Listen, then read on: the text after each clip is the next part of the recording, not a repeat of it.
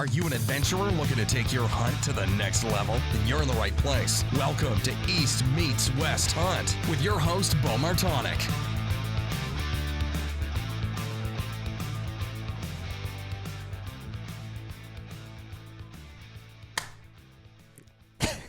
That's terrible. What? Ready? All right. Now we're live. Mason Martonik, welcome back to the show. Yeah, it's good to be here, Beau. Yeah. It's funny, the last time that we did a podcast was when was it? We were at Johnny's camp. We were at Johnny's camp, and you were discouraged a little bit. You were, down and out a little bit with the season so far. Yep, for sure. And, but it ended up all panning out. But anyways, it's crazy because it's end of February here, and there's no snow on the ground. It's pretty rare so far for this season. Yeah, 64, 65 degrees out today. It was like March. I know. How much time have you been out in the woods so far? Not enough. Yeah. So usually at least one or two half days on the weekends, and it seems like every Friday it has to snow, so you're not getting the best scouting in. Yeah. No, I know. I wish I was taking advantage of it a little bit more. I'm kind of concerned. Like, if I want to find any sheds, everybody else has been out there already. And I'm kind of looking at it as it's probably going to be a scouting season again, because there's a lot of people that have been out in the woods. Oh, yeah. Just this past Sunday when we rode out to Kurt's house, I rode my motorcycle out there, and it was like I hit some back roads, and every pull-off had a truck or a Jeep in it. Yep. So yeah, shed hunting's not going to be so great. Who knows though? People walk past stuff. You can't find them all. No, I mean, if you got a lot of people out there like me looking, you're going to miss them. I mean, it's inevitable. I mean, if you look at it, even when you follow people's like tracks in the snow or whatever, when they're out kind of looking, there's a lot of land that's being missed, that's for sure. But it doesn't help the morale. Oh yeah. I fully agree. I've also found sheds while walking other people's tracks too. Yeah. Well, actually, my dad, he probably wouldn't be happy if I said this live on the podcast, but I'll say it kind of. But he said that he was in an area where he was following somebody's tracks, and that's what he just did yesterday. Oh, really? Yeah. Yeah. He found a few sheds, and he's like, there's definitely somebody in there. It's just he was actually finding sheds in some thick stuff, which people are walking like the logging roads and the trails, and he was finding them off the trails in some of the more brushy type stuff. Right. Like stuff that would be difficult to see him in, that's for sure. Yeah, those are the ones I walk right past. yeah, same here. But anyways, so I wanted to get you on and talk a little bit. So, I guess when we had you on the last podcast, we were talking about, being confident and all of that stuff, and when you're not confident, and pushing forward to to be confident and being able to hunt deer. And over the last 5 years, I thought it was 4. You said it was 3 of your target bucks that you hunted. You targeted a specific buck and you killed him on public land in Pennsylvania. And so the real number is it was 4 over 140 inch, but the one you weren't necessarily targeting. Is that correct? Right. Yep. Yeah. And which is extremely impressive, and you're not one to brag, so that's why I'm doing it a little bit here for you. But it's an extremely impressive feat to be able to chase after a singular deer in the big woods, and then be able to do it not only once but multiple times. And I kind of wanted to talk a little bit about that, but I think to kind of get it rolling here, but rather than just diving into tactics, because that's no fun and it's hard to generalize that kind of stuff, is just talking about the deer from the 2022 season and kind of going back to when you first found him. And then I'll kind of chime in as being your cousin and friend and being along the road for it when you were telling me that you were going to hunt this deer. So tell me a little bit about that. I picked this deer up on camera in the summer when he was a 3-year-old, I figured. I mean, I don't know for sure, but I was guessing he was a 3-year-old, and it was a deer I wasn't necessarily ready to start hunting, but I was like, this deer has a lot of potential. I was like, this could be a 170 someday. Who knows? It could be a magnificent buck. So I watched him the following year. he got a tiny bit bigger, and then the next year he got a little bit bigger yet. And I was still pretty happy. Like it's a nice buck, and I was really excited about it. And then in 2021, that's when I decided I wanted to start hunting him.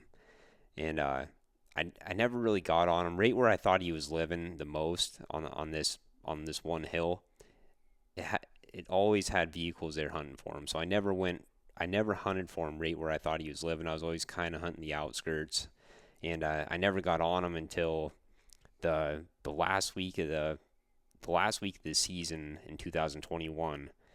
I finally started getting on him a little bit, but I had no confidence that I could kill him at the time.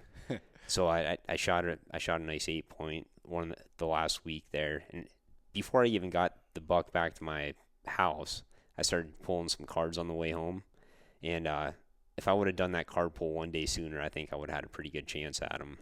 So then I had some good intel going into the 2022 season. Put some cameras out in August maybe before I went to Montana. But hold on a second. Go back. You had sheds of them though too, right? Yeah. So last spring, so it would have been the spring of 2022. After work one day, this is before daylight savings, so you're running out in the woods to look for like half an hour, 45 minutes before it gets dark, and the snow was melting.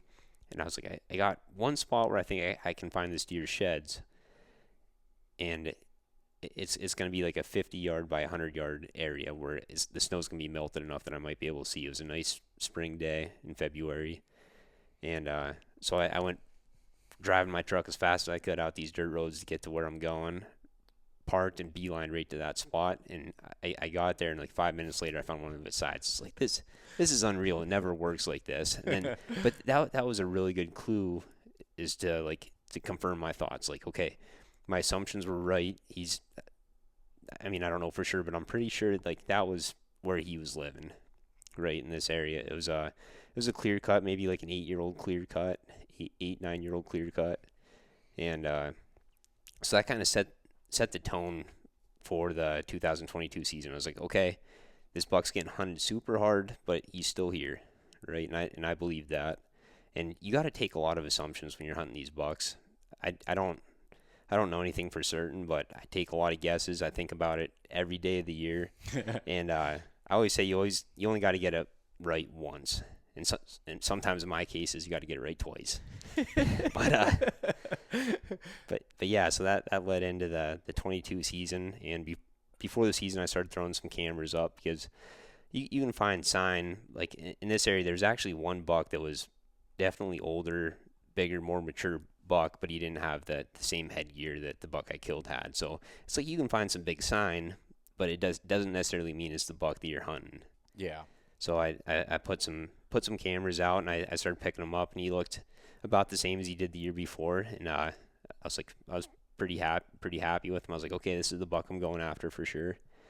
And where do you want me to take it from here? Well, I guess I wanted to go back a little bit, and when one of the questions I got, so I'd ask people on Instagram for some questions as far as, and they're saying like, when you're going to find a deer, do you typically find a deer based off of trail cameras first, or is it sheds? Like what's your kind of process to find a deer that you want to target? Or like in this situation, it sounds like it was one you saw and he's like, oh, he has a nice frame, he's not there yet, but he kind of kept tabs on him. What's your thought process on that? I'd say whatever it takes to get on bucks. This one is definitely one I had a picture of first, and I started keeping tabs on him. I started shed hunting that area. I only picked up one of his sides out of those 3 years, and that's yeah. Do you think that do you put a lot of weight on sheds, like when you find a shed, as far as the buck living there, or what do you look at like from a shed antler standpoint?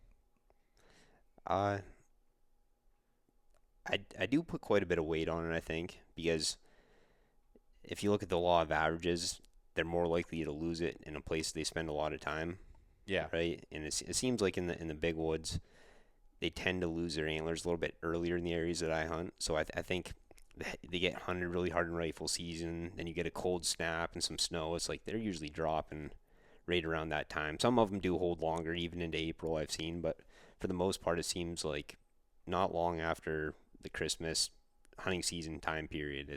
They're dropping, so it seems like the right time of year where they're going to be in an area where they feel comfortable and want to be. Yeah.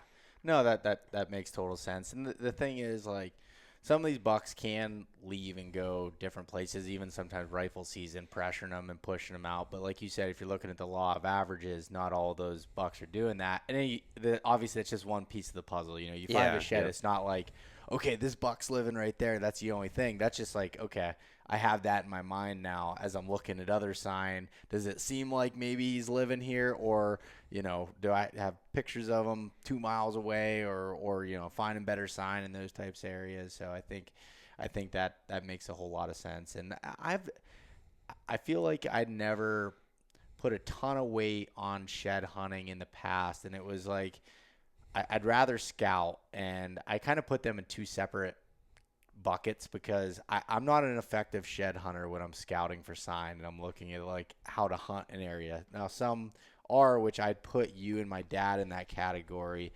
of people that still find a lot of sheds and are scouting at the same time. But like, I know, but that takes also a lot of time out there to do it too. So like you're putting in a ton of time in the spring and walking around and covering ground from that standpoint. And that's when I do the majority of my scouting too, is the spring, because to me it's you're cooped up all winter. You can't wait to get out there. The weather's just breaking. You have a chance of finding some nice sheds, and the sign's all laid out there. The grass hasn't grown up yet, and the summer's so buggy. I just don't even want to be out there. I want to take the summers off. Yeah. Right. So that's when it's my favorite time of year to be in the woods, and that's when I do the most scouting. Yeah, we used to joke about your scouting regimen because it was like extremely heavy in the spring, and like you'd put on ridiculous amount of miles walking, hiking, doing that. And there was a lot of years you weren't even running cameras at all in the summer, like, or at least a few years. And we joke with you about it, but it was like, you're like, I kind of know the areas that they're hanging out in, and I want to take the summers off before I go in hard in the fall. And I think that's, I think it obviously is a tactic that works. Now, recently you started hunting a little bit, or not hunting, scouting a little bit more in the summers. And I think that was more out of just guilt than anything. Yeah, and I got rid of my boat, and I have a girlfriend, so the distractions went down. Yeah. That makes sense. But going back to this specific deer, so, you know, you learned some about him in the 2021 season. And I remember this conversation. So when you were talking about the last week of the season, for anybody listening, he's referencing the last week of our November, like, archery season, not after rifle season or Christmas or anything, but in November. And I remember we were looking at maps, and there was a couple different points, and you're like, I'm pretty sure he's living over here. And you were going back and forth and throwing sits at him, and you know, it didn't work out that year, but you learned a lot coming into this year. And I remember sitting right here at this table, you and I were probably having a couple drinks and watching YouTube or something, and just talking, and you're holding that shed right after you found it, and you're like, he's my target buck this year. Like, I feel like I know something about him, and I feel like it's there's a lot that could go into it. So talk about, now go back, I think where you left off was in the summertime. Did you have photos of him in the summer? August is probably when I put the cameras out, and I picked him up within the first few weeks on one camera. And I never had a lot of pictures of this buck, and I never had a single daylight picture all of 2022. But I picked him up a little bit in the summer, and that was enough for me just to know he's alive, right? Yeah. And it's not, I wasn't putting any bait out in the summer or anything, so it's like you're getting them on their natural movements, right? So it's a big, expansive area, and if you pick them up a couple of times, it's enough for me to think, like, I'm at least somewhat in the zone. Yeah. I'm close. How much did he move from that area, like from the summertime, or did he kind of stick around in that particular area? That buck kind of just stuck right around. Do you think that has anything to do with his age? Do you see that with some of those older bucks having like a tighter core area, or do you see that with many of the bucks that you're chasing? To me, I think every deer is different, and this deer is kind of a homebody. He just kind of all year long, I think he lived right right in one spot, and it's not just one spot. I mean, it's acres of area, but his home range didn't really change too much. I don't think. He might during the rut. He definitely took a couple wider swoops through some different areas where I picked him up in 2021, and that's where I think he got in an area where there was a hot doe when I shot that 8-point. And it's like if I would have had that information and stuck it out a little bit longer, I might have had a chance. Yeah, I gotcha. But yeah, this buck, I think he kept a pretty tight pattern. Just talking to guys in our family and guys at work, we've definitely known about bucks that are going a lot longer distance, that are the older, bigger, mature caliber of deer, and just think they're all individuals, just like people. Yeah, no, that makes sense.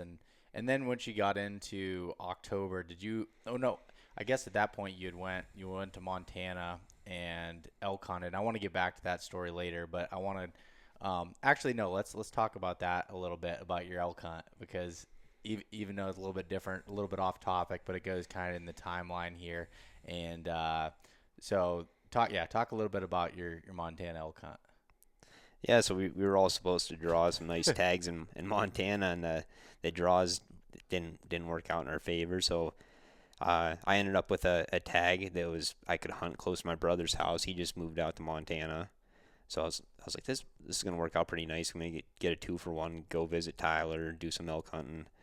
So I drove out there by myself. It was a long ass drive. I think you did this year too. Yeah. So hunted out there with my brother the first few days of the season. Actually, my brother found a really big elk right like 5 days before I was supposed to go out there, and then I ended up moving my vacation around. I left work a couple days early and drove out there just on a whim, and started hunting that area where he saw the big bull, and I think we saw it. We hunted there for a while, and ended up calling in a pretty nice 5x5, and at this point, it was day 3 into my hunt, and Tyler had to go back to work, so I was by myself. Yeah. I shot that 5x5. I was using my brother's satellite message phone. Shot him a message, and he messaged your brother Kurt. Yep. Right. So then Kurt lives how many, like 2 hours away? Yeah, 2 or 3 hours away. Yeah, 2-3 hours away, and Kurt left work to come help me pack meat off the mountain. Him and Tyler both. So that was a huge help, and it just a really great experience. Yeah, and it was also your first elk too, which is pretty crazy. So you've been on the mule deer bug. Like, you've had elk tags, but you've been focused on mule deer, and you killed what, 2 or 3? Just 2. 2 mule deer. Yeah. And so this year you had a buck tag too, but you were focused on hunting elk and going into it. And yeah, our plans got shattered, and we were supposed to all go as this big group, and we ended up in different areas, and it was just kind of a cluster there, and you ended up having to go by yourself, which I think is pretty cool on its own. Like, it's anybody that's been out west, and a decent amount of people that listen to this have been out west, and they understand how hard it is and how mentally challenging that is to feel like you're doing the right thing when you're by yourself. But at the same time, sometimes when you're in a group, you can get into that problem where you're like, you don't want to make a decision because you want to check out. You want to see, if I'm with you, I want to see what's your thoughts and that thoughts. And then it's hard to like make a decision where you just like, when you're on your own, you just like make a decision and go. And you got an elk, right away on that trip, and learned quite a bit about them during that time frame. Yeah, and just going back to having to check in with your partner when you're hunting with your brother, that's escalated, right? So we went right back to our younger days fighting. We weren't fist fighting, but we definitely got in some altercations.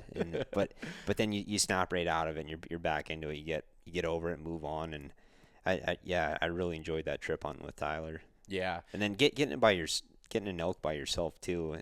One, they're like a foreign mystical beast to me, right? Because I never got one. So walking up on an elk compared to a deer is pretty incredible to think, okay, I'm by myself. I gotta quarter this thing up now and get it home. Yeah. And that was, I was gonna say, that was like, so that elk was bedded down, right? And you had called and he responded and you moved down towards him? Yep.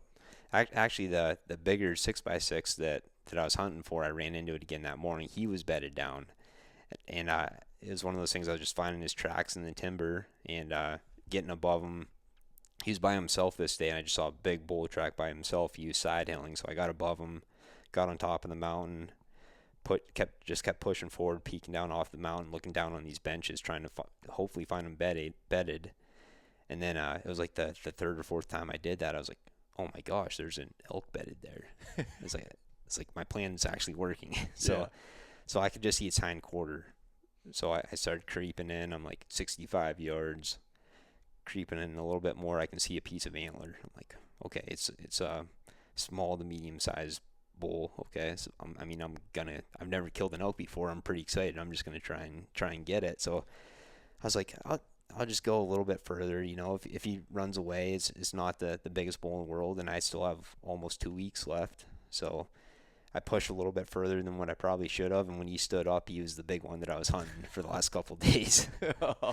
Which I had a couple close calls in that bull, and it was a really fun hunt. But he took off, and then when he ran away, an elk down below must have heard him running, right? So then he let out a bugle, like not really knowing what's going on. Yeah. But it sounded like it was a smaller bull. But I was like, I'm here, and I'm still having fun. I don't really have high expectations. And I went down, and I crept down to where that bull was bedded, and I went a little bit further where I could see down over the edge, and I started cow calling, and he started answering me, this other bull, and he just came up the mountain bugling right at me the whole way, and I got a shot at him.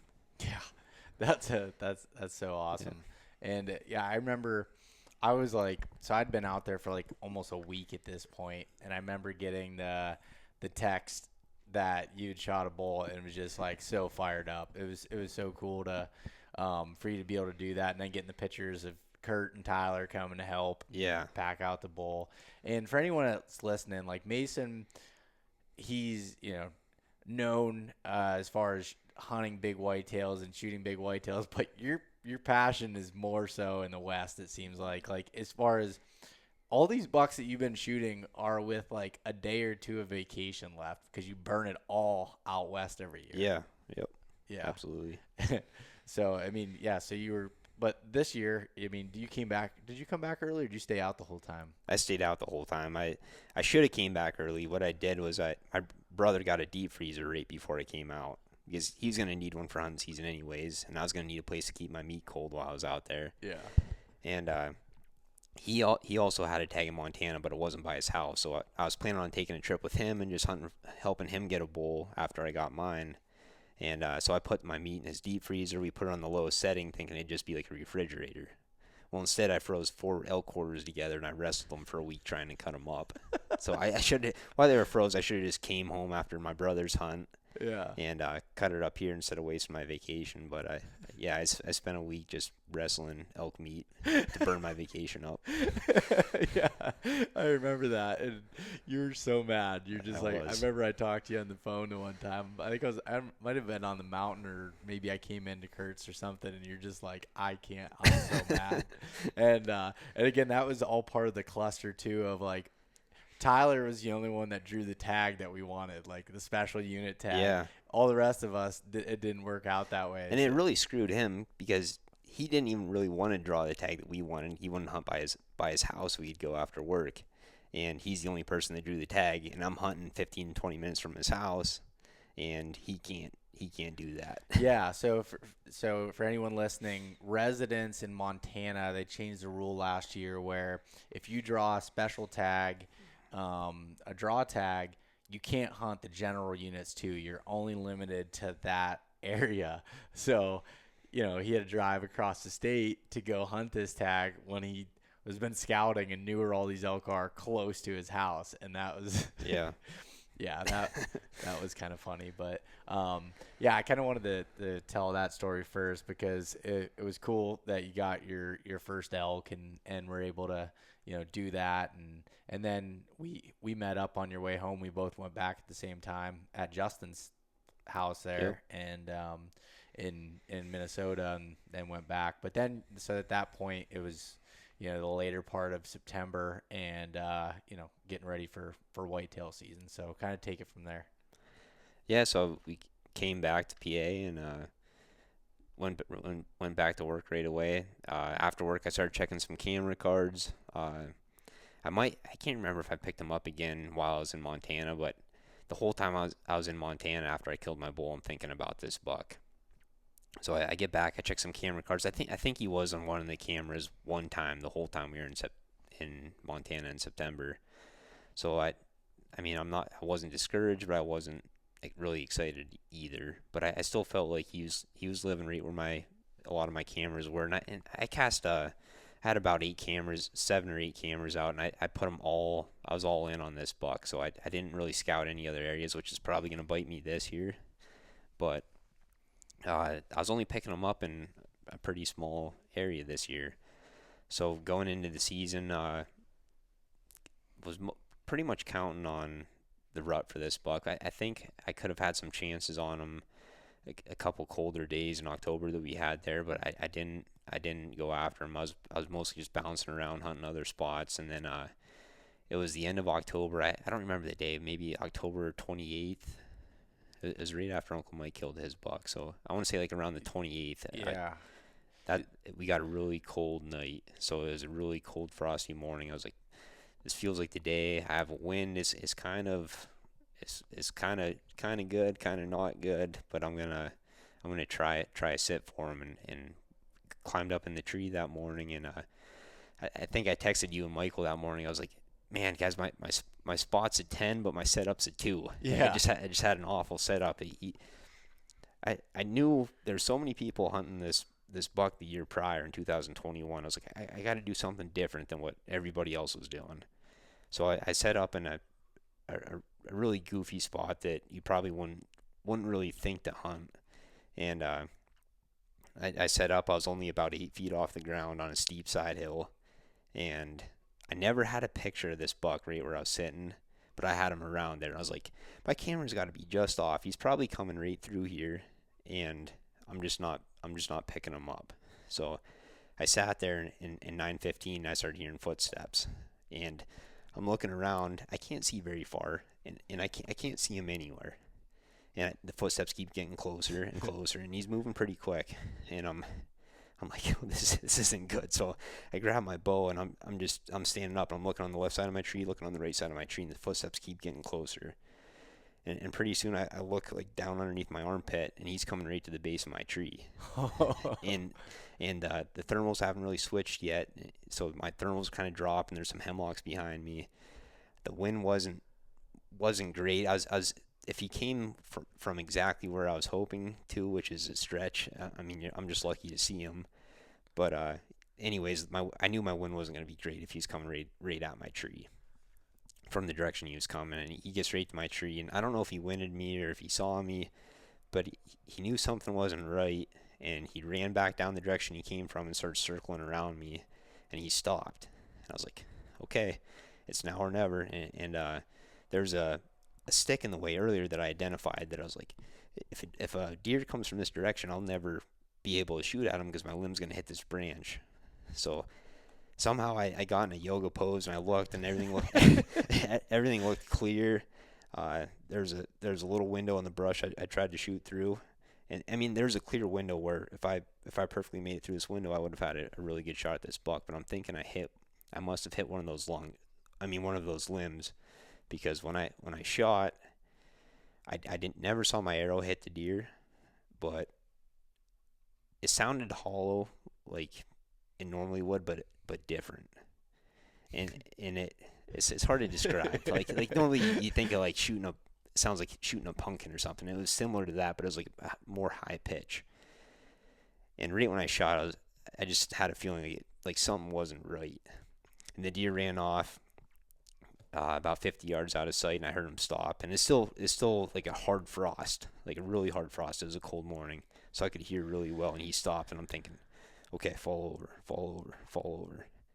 And about 30 seconds later, I heard him walk off. I'm like, this isn't good. So he walked off, and I sat there for another half an hour. I started texting you guys, and now I'm wondering if I even hit the deer. So I'm sitting there just trying to replay in my head what happened. I got down, found my arrow, and there's blood froze on it, right? So was like, that's kind of good. But I'm looking around, and there's no blood on the ground right where I shot him. I started following the tracks. I followed the tracks about 8 yards, and then there's pretty decent blood. So I'm like, I don't really know what to think at this point, so I backed out. Driving out, I called my dad and my Uncle Mike just to see who was available to come help track, and just show them my arrow to see what they thought. So I got to my Uncle Mike's house. I don't think my dad was answering me, and I showed him my arrow, and he's like, there's no guts on it. Like, nothing's telling me to wait on this deer. And I'm like, I kind of agree with you. It's like he's either still going to be alive, or he's not. I mean, he's going to be dead, or he's probably not going to die, is kind of what I'm thinking.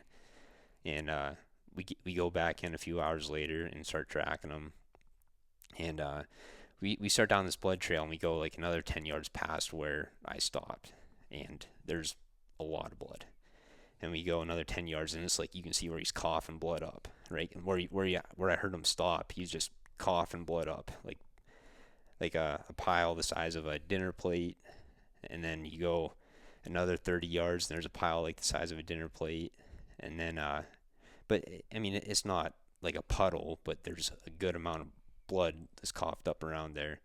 And we followed the tracks for like 100 more yards, and it's like, for how he's bleeding, you'd think you'd find him here. So yeah. I started losing confidence at that point. And then it was really weird. It's like this deer knew, like, okay, I'm kind of messed up right now. I got to go find a place to hide. So he just skirted the edge of this clear cut, and there's a very specific spot where he dove into the clear cut. And right when he dove into the clear cut, we started finding big clots of blood. So he was clotting up already, probably a muscle hit. And we followed the tracks up to this blowdown. There's 2 trees that were blown down and parallel together, about 3 feet apart.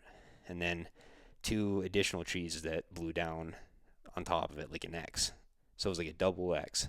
And there's brush growing over top of those. And he crawled inside of those trees. It was like a little fortress right there. And that's where the last blood was. And we never found him from that spot. But I started thinking, I was like, I bet you this buck comes here every rifle season and lays here, never moves. Yeah. Like during daylight. It's like he knew exactly where he wanted to go to feel safe. Yeah, and before I go back into, there's an important part that you missed, but I want to go further with the track. So at that point, then you'd called a tracking dog. Yep. To come in and help, and you guys spent the whole day basically in there looking, because I was out hunting at that point, I remember, and you're like, hey, no worries, coming to help. You're like, got a tracking dog, we're gonna see what happens. So explain a little bit what they told you there. Yeah, when we were tracking him, I was telling him about the shot.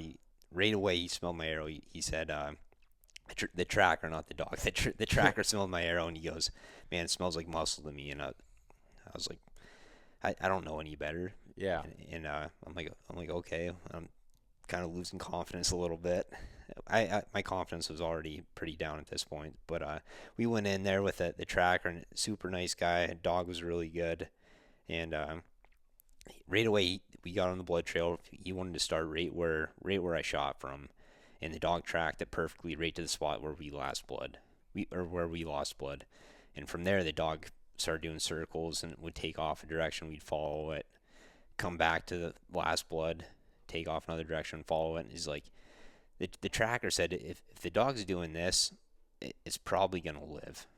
He goes, I've seen a lot of single lung hit deer, and more times than not, we don't recover them.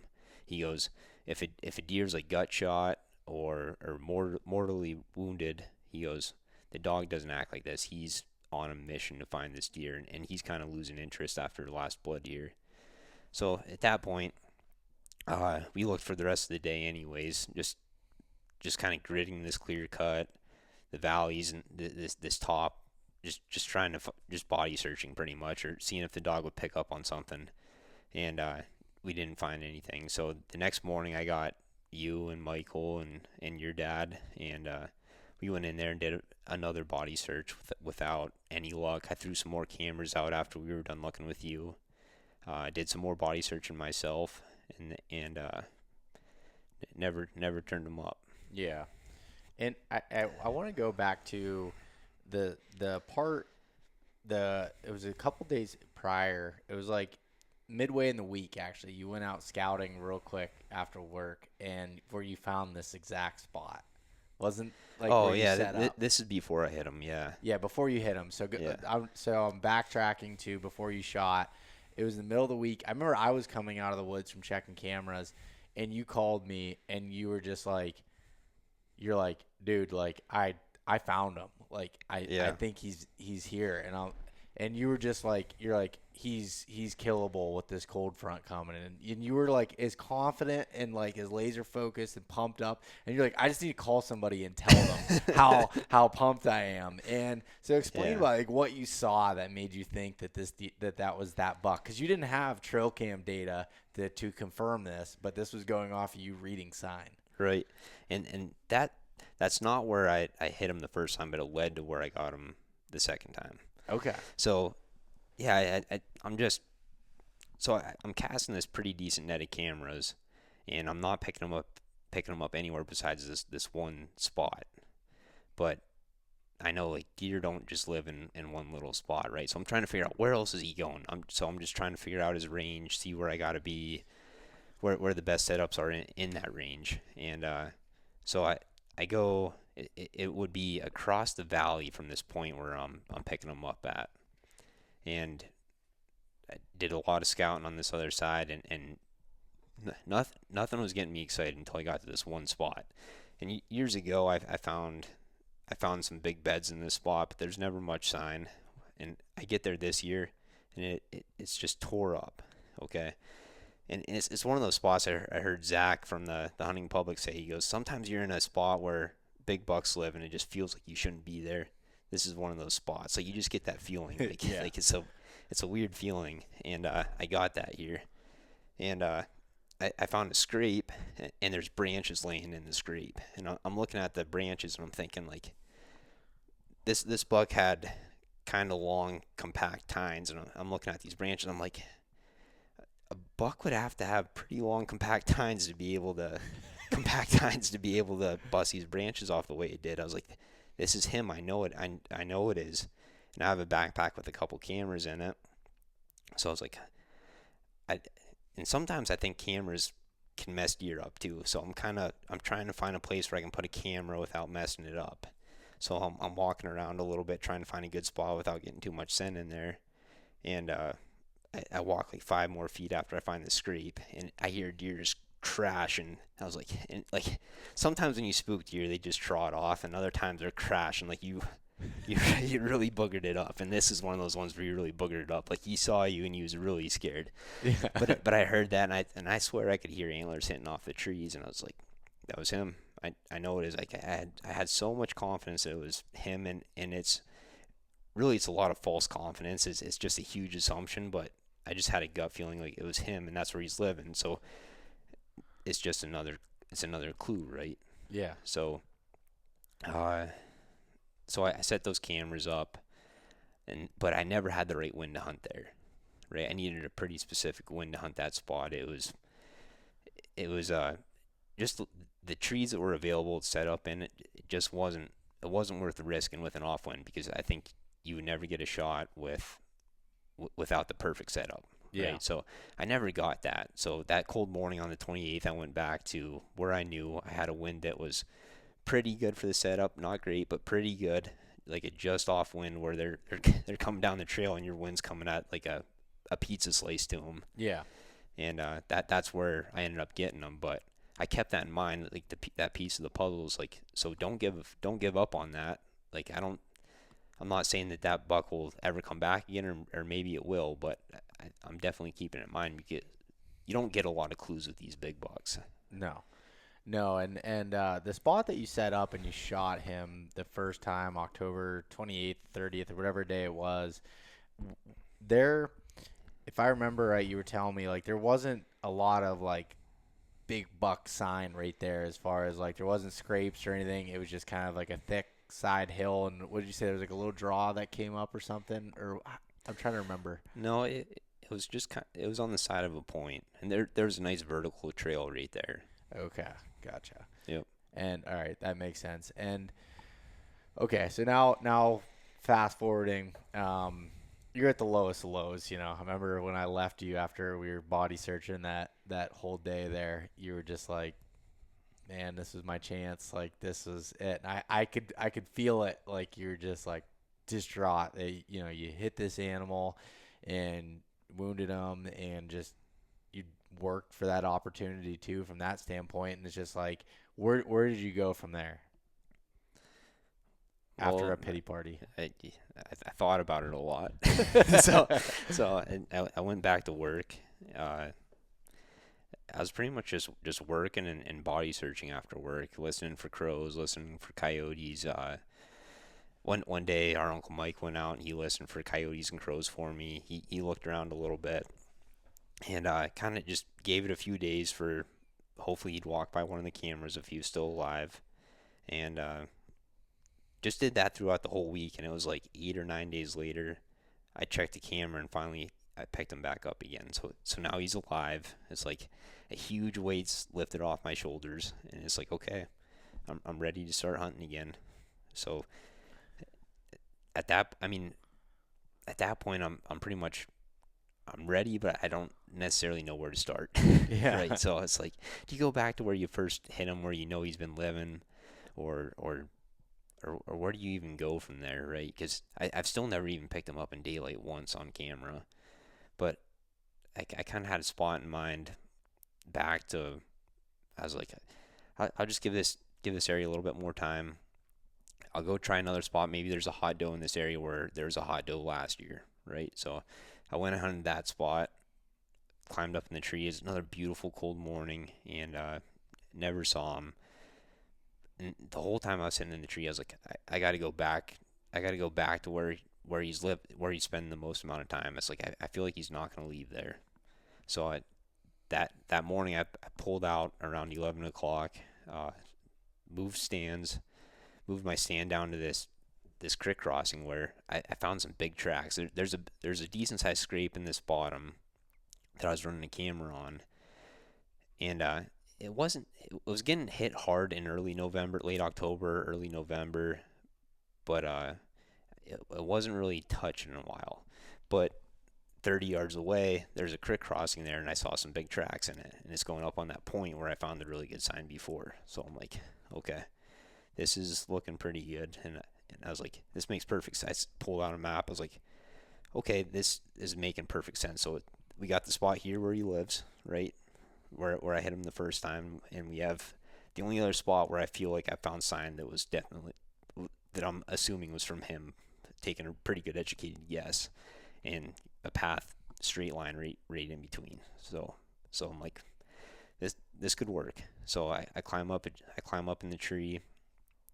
Beautiful stand, and it's about 3 o'clock now, and I sat for 20 minutes, and I start hearing some footsteps coming, and I'm like, this sounds like a buck. I'm pretty sure that was a deer, but then I heard it again. I was like, okay, it's definitely it's walking like a buck, and coming right down the hill is that 10 point. I'm like, no way, I'm not going to mess this up again. So I stand up, I get ready, and being in that bottom, the wind swirls really bad. So I was like, I'm not going to give him a chance. The first good shot I get, I'm going to take. So he starts getting into range. He stops in a thicket of not pine trees, but a thicket of little trees.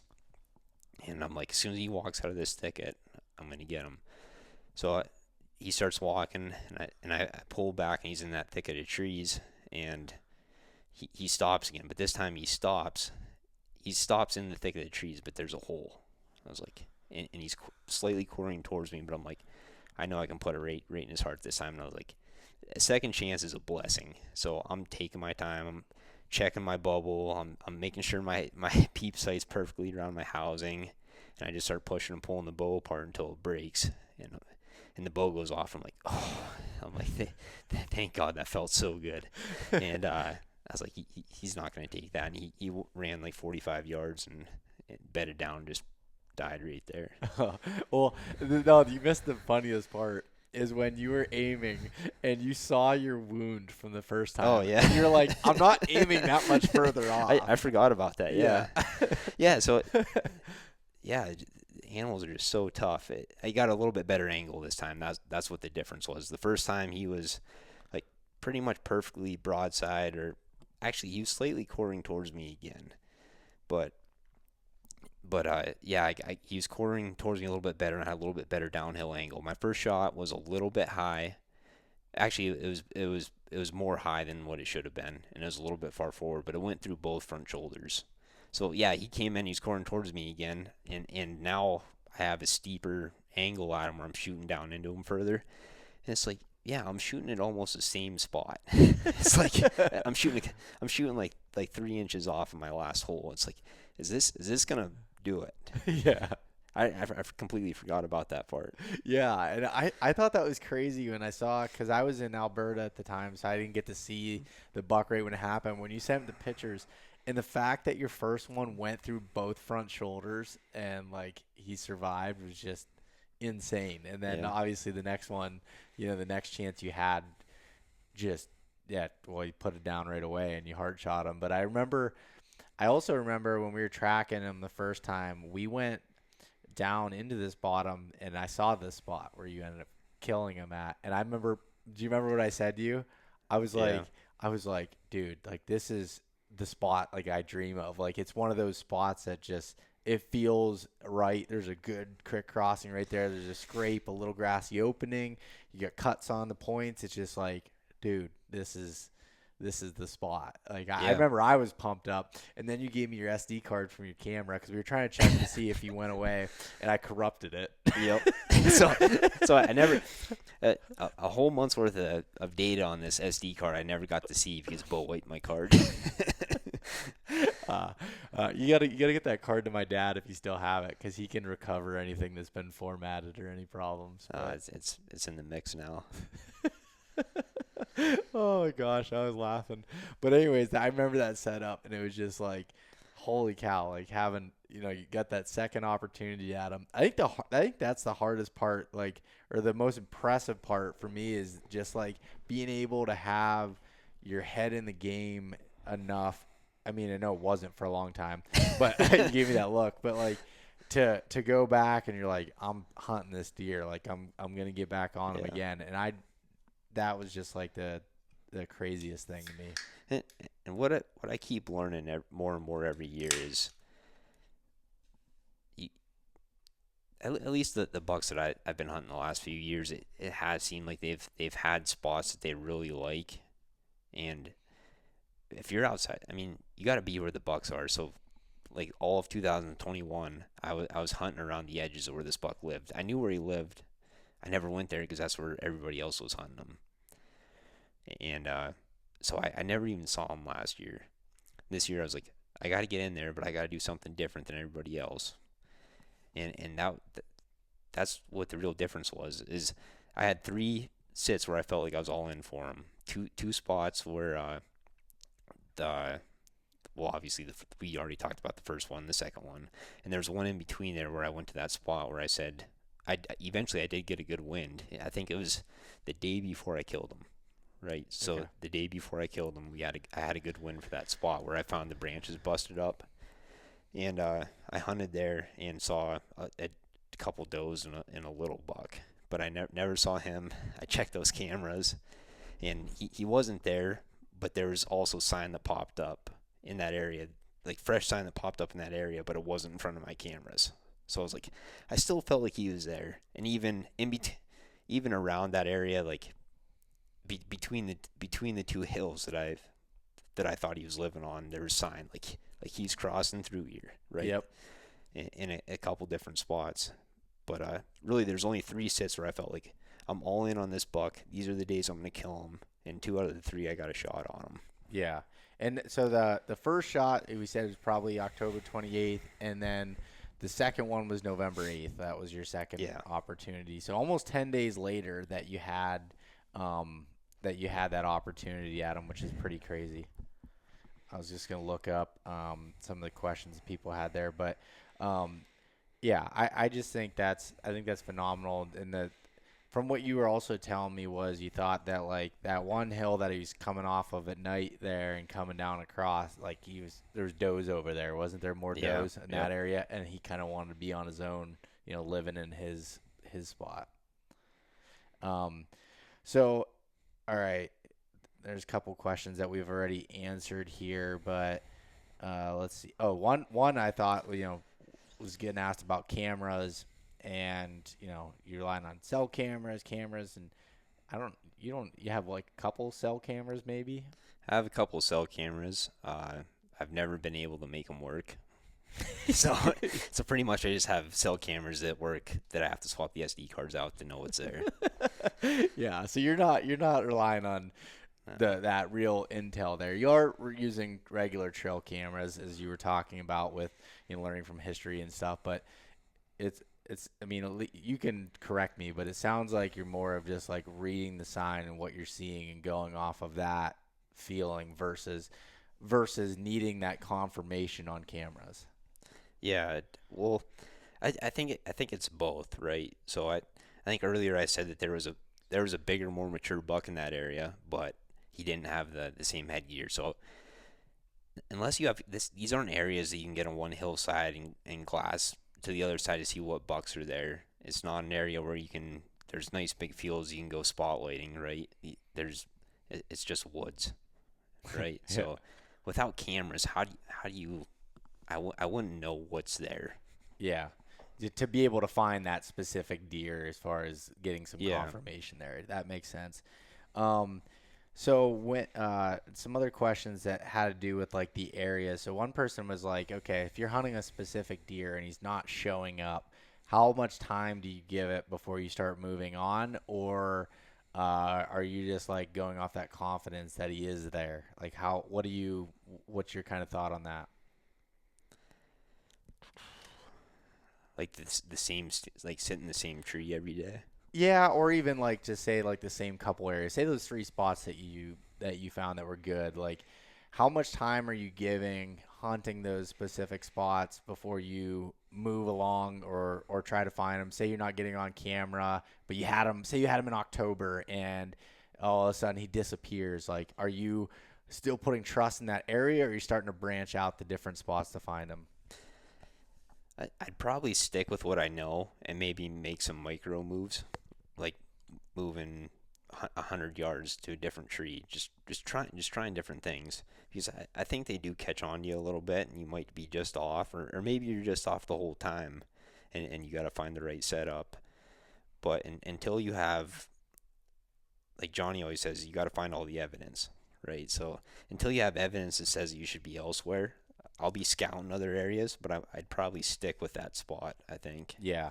I think what you just added there at the end is a good thing. Is like, you might not actively be sitting in that tree 10 days in a row, but you're not giving up on that spot, but you might be checking some other areas in between, or like say you're working and you only have a couple hours or whatever, and you're getting out and hitting some different spots and scouting it.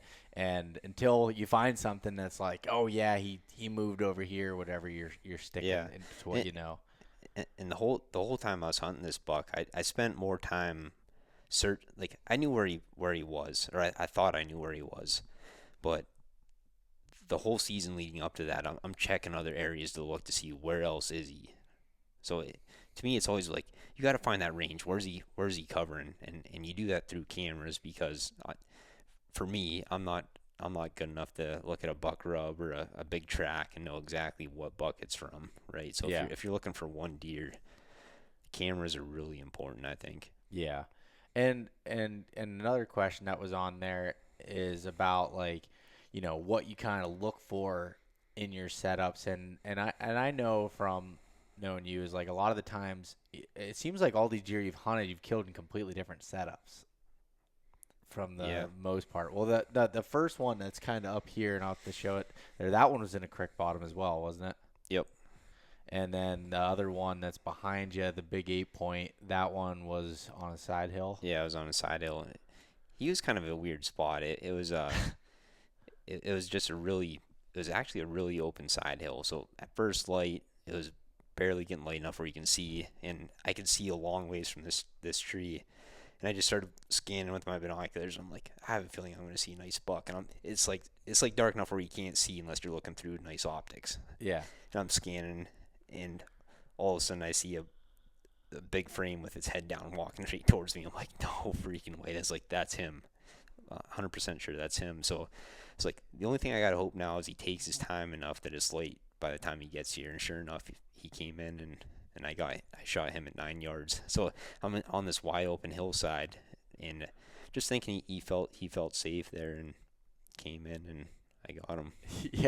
Yeah, and I believe you told the story of that deer specifically on one of the other podcasts we did. I believe it's episode 155, so I won't dive into that deeply, but people can go back and listen to that and hear some of the last couple of buck stories there. But what I've learned and what I've tried to like break down from talking to you and everything is like there's not really like one strategy you kind of go with, and it's very like learning the deer sign and then just like making assumptions based off of the sign that you're seeing, and having the confidence to throw sits at it, because we're talking about the success, but there's a lot of times where you're hunting and it's not working out, like we talked about in the last one you were on with Johnny and my dad. Like at that point you weren't feeling extremely confident, and then it was literally a couple days later you found all that hot sign and it ended up working out. Like that was only not even a week after that podcast was recorded. Yep, absolutely. Yeah, it's a lot of gut feeling for me, which I don't know how to describe it any better than that, but it's like you're looking for the sign, you're trying to figure out individual deer, and you take the evidence that you have, and you have to make assumptions and try and set up based on those assumptions. I try and visualize like how would a buck walk through this spot, and you kind of get that by just putting hours in the tree, even seeing how smaller bucks use the area, right? So it's like building blocks. Every time you go out in the woods, you're getting these blocks like Legos. Sometimes it's a little Lego, sometimes it's a big Lego, but you're building up this structure, right? And it takes all these building blocks, and the more blocks you get, the better chance you're giving yourself. Yeah, no, I think that does make sense, and it's hard to articulate, but I think you did a good job there as far as like I see it from time I've spent in the woods with you. I see it when I spend time in the woods with Johnny. He looks at the woods the same way. Like you when you get to a spot, you kind of visualize how deer are going to move, and you only get that knowledge from seeing deer move. Yeah. So it takes time in the woods to be able to see it. I mean, even now when I'm looking at spots, there's certain things I want to hunt or be around with scrapes and everything else, but there's also those places that it's just like you look at it and you're like, man, this is where a deer is going to feel safe and kind of move through these spots. And I always like a lot of times in those areas, I'll throw my test cameras, as I call it, just to see if it can pick it up moving through there. But you kind of get this feeling on what mature deer like to do. They do things a little bit differently than smaller deer, a little bit more calculated as they're moving through the woods and figuring it out. And I also, another question I had was, how many times do you think that people might be closer to the big buck they're hunting than they think they are? Like maybe they're not getting those trail camera photos, or they're not, and they think, oh, he's out of the country. Yeah. How many times do you think that that's wrong, I guess? All the time.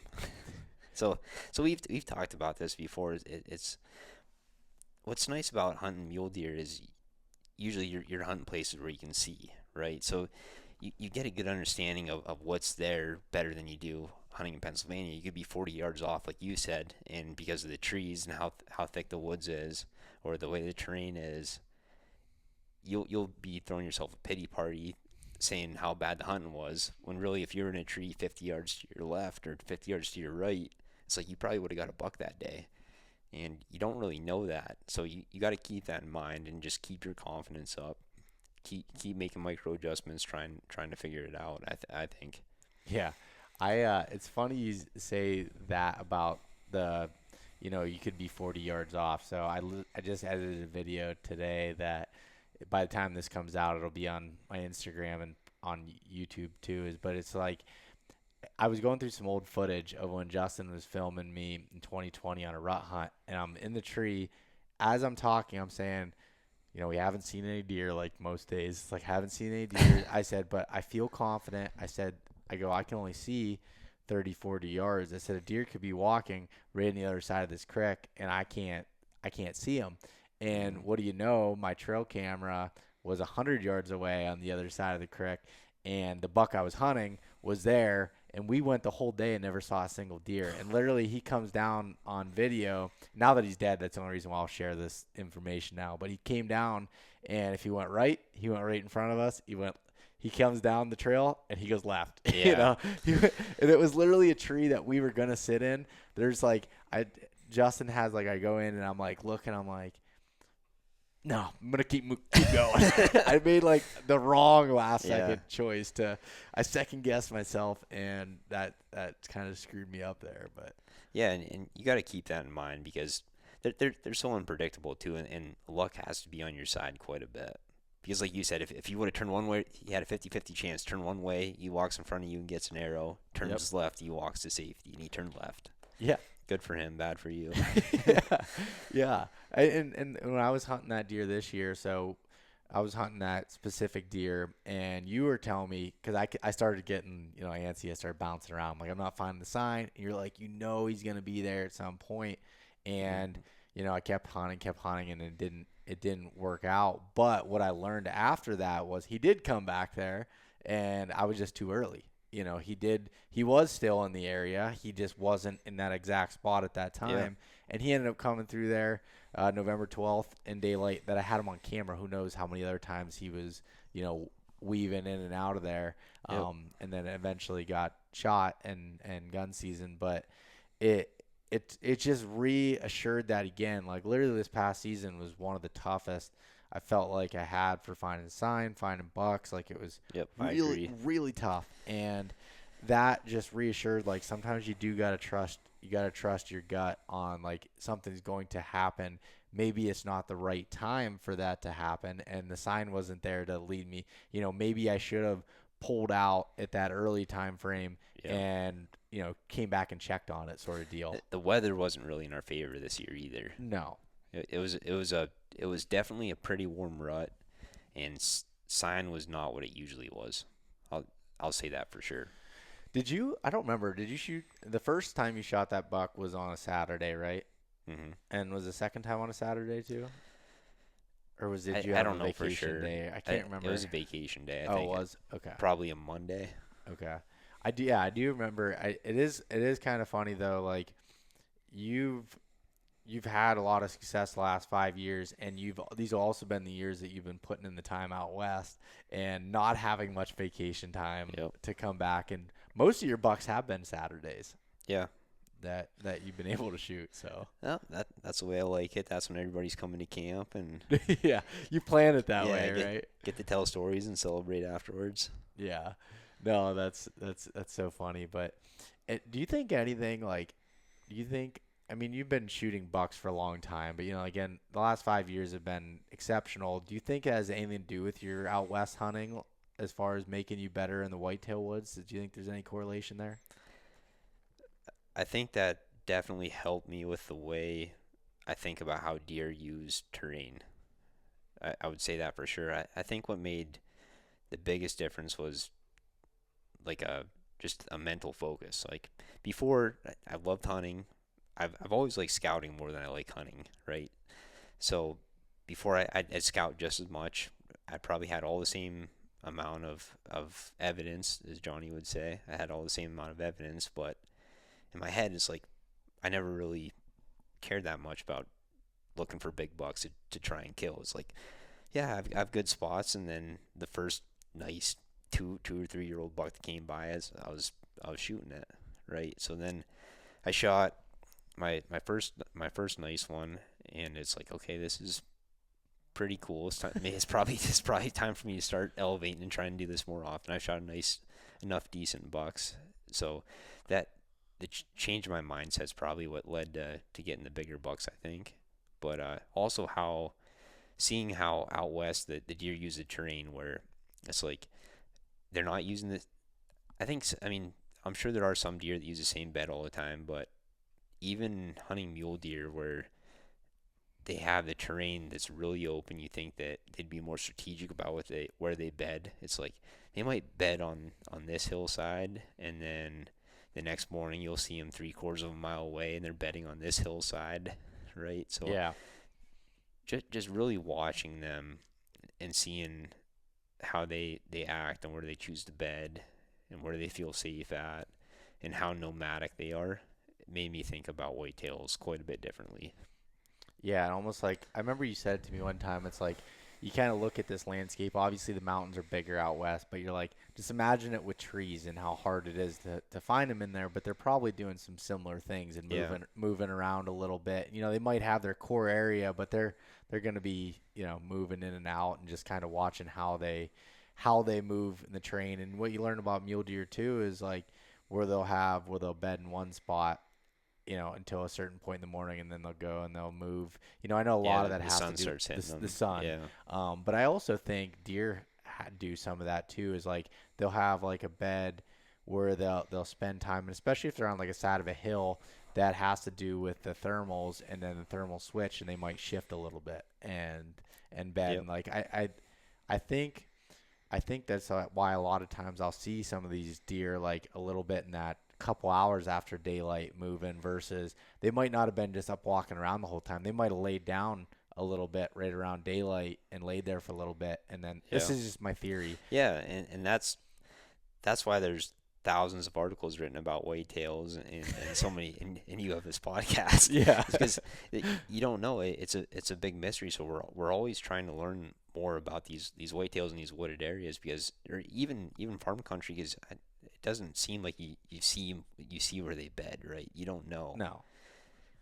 Right. No. So it's about putting together those clues, like you said, like you're getting pictures later in the morning, right? Is that you have to take assumptions? Is that because the thermal switched? Is that why is he changing positions to give himself an advantage to help keep himself safe? It's a lot of factors that you need to take assumptions on. Yeah. I actually would love to know. I wish we could like actually find the facts of what these deer were doing based off of what we've assumed, you know, when it's worked out. And we're like, yeah, he was doing this and find out completely wrong. Yeah, maybe this deer I got that we've been talking about, maybe he didn't live there as much as I thought he did. Yeah. We'll never know. Yeah.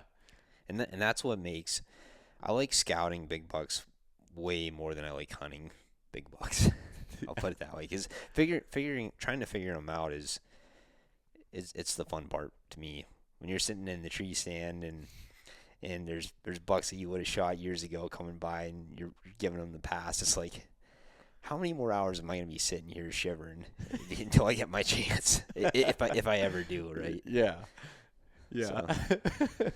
And the last thing I'll say, and then we'll end this, but I've also seen a trend with some of your bucks that, well, you did get a shot at this one October 28th there, but you've killed a lot of them in that second week in November. You seem to like that time frame kind of coming down to the last week of our season quite a bit. Yeah, I think that probably goes. There's probably two main factors there from my perspective. Is one, a lot of the does are probably bred, right? So you're just trying to catch them going from one doe, searching for the next, right? So you try. Well, at least I try and assume that through October into early November, it's like the biggest bucks they're probably already getting locked down with the hot does when they're available. When there's only one or two, it's like they're probably getting one of them. So the less does that are in estrus, the more you think that they're going out looking for them, right? So I don't know if any of this is fact. It's all just my assumptions. That in the second week, or that last week of the season is usually it's colder typically. Yeah. So I think those two factors is kind of why I think there's an advantage to those dates. Yeah. And one funny thing I want to add, and I agree with everything that you said there, but I want to add that Mason ends up shooting his bucks in the coldest weather conditions in these things, and he's also the cheapest when it comes to buying good gear. As everyone knows that I like I shouldn't say in everything, but when it comes to clothing, you know, as I've been wearing Sitka and doing this, you bought some Sitka things, but you stretch the limits of what the Sitka that you have is meant for. You know, it's lighter weight stuff, and you'll come in, you're freezing. But just the other day, you were sick of being cold. You walked up and you're like, I want that puffy jacket that you offered, because I offered you a puffy jacket that I had, an older one. You're like years ago, you were trying to sell me this. Yeah, yeah, and you're like, I want that jacket now. And it was just like out of nowhere. And I just laughed. And I'm like, oh, man, now he's really going to be sticking in the tree longer.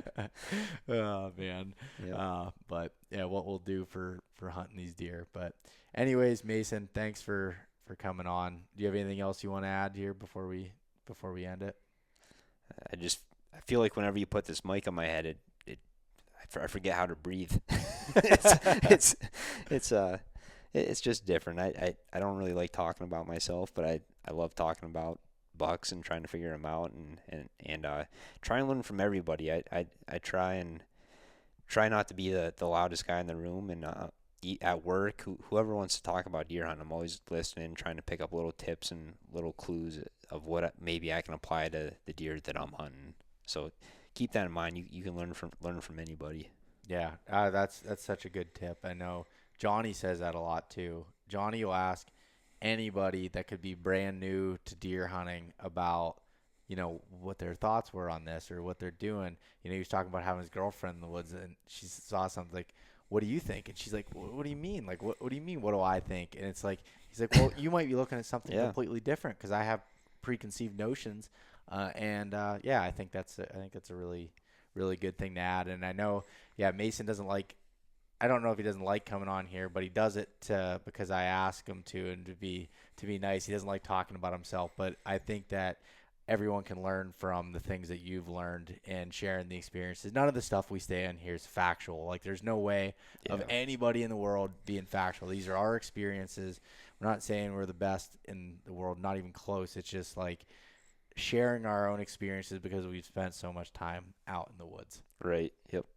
But anyways, well, thanks again for coming on. All right. Thanks, Beau. Thanks so much for listening to this episode of East Meets West Hunt with your host, Beau Martonik. For more great content and to stay up to date, visit eastmeetswesthunt.com, Facebook at East Meets West Outdoors, and Instagram at East Meets West Hunt. If you enjoyed today's episode, please review and subscribe, and we'll catch you next time.